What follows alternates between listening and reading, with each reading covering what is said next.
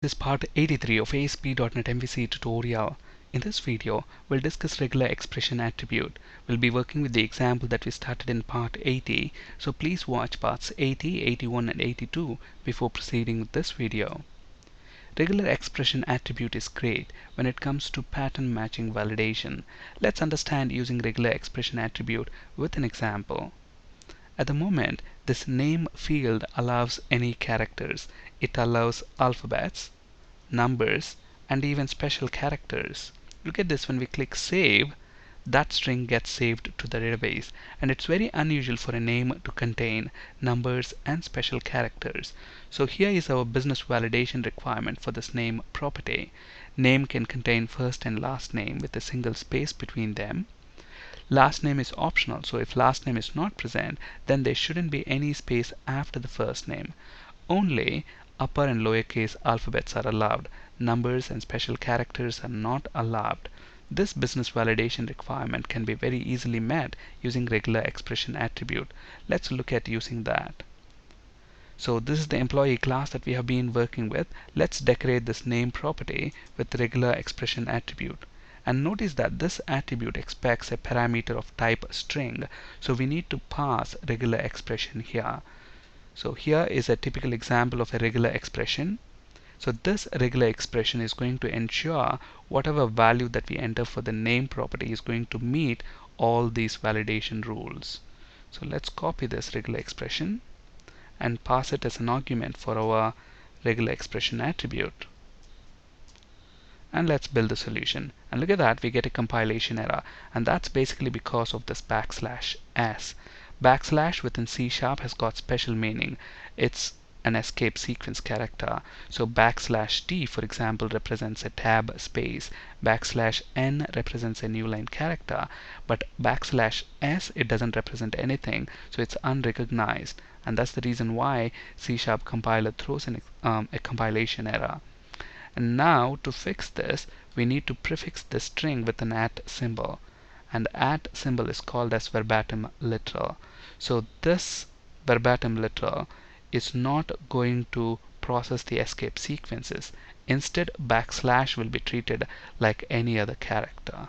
We discussed verbatim literal in part 4 of C# tutorial. So now let's build a solution. Let's navigate to edit view. Notice that the name contains numbers and special characters. Let's try to submit that, and look at that, we get the validation message. The field name must match the regular expression, and it prints the regular expression.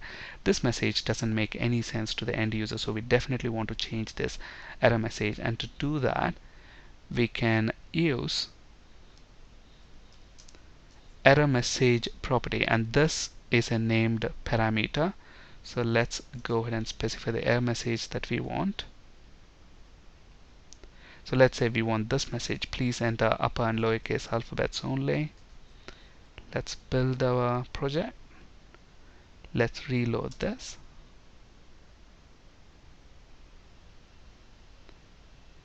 And let's click save.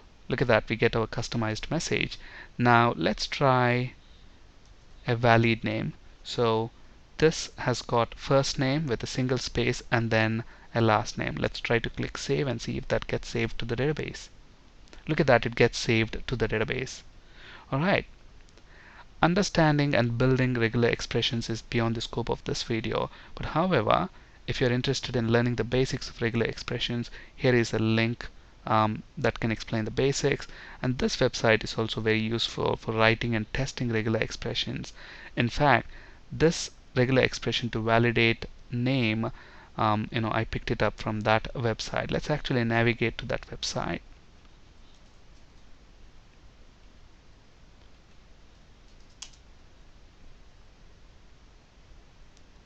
So if you want to find the commonly used regular expressions, click on this community tab, and here you can find the list of commonly used regular expressions. Now to find the expression that we used to validate name, I simply typed first name here, then I clicked search. So there are several of them.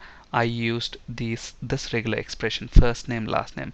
Look at this, once I double click that name there, the expression that is associated with that will be loaded into this text box, and within this text box we can type our strings and check if they match the pattern prescribed by this expression.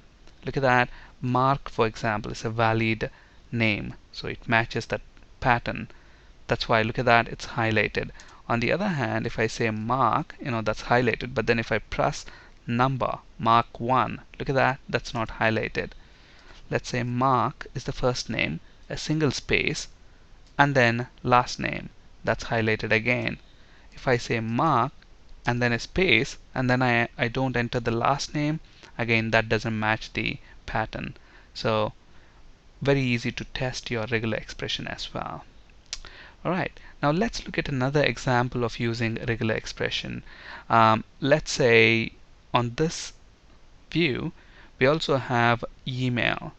Now a valid email should contain an at and a dot symbol within it. Okay, for example here, test is not a valid email. Look at this, when we click save, that gets saved to the database. And let's say our business validation should ensure that only valid emails are saved to the database. So we need a regular expression to validate email format.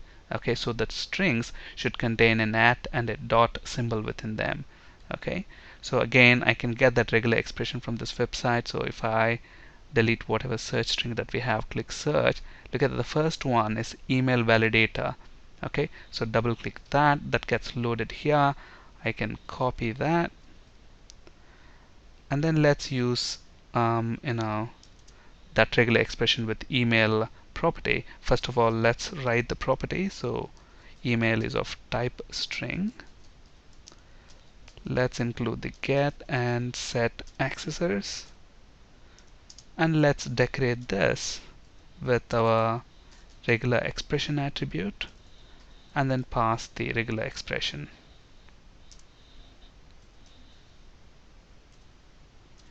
And again, since it contains backslashes, we need to use verbatim literal.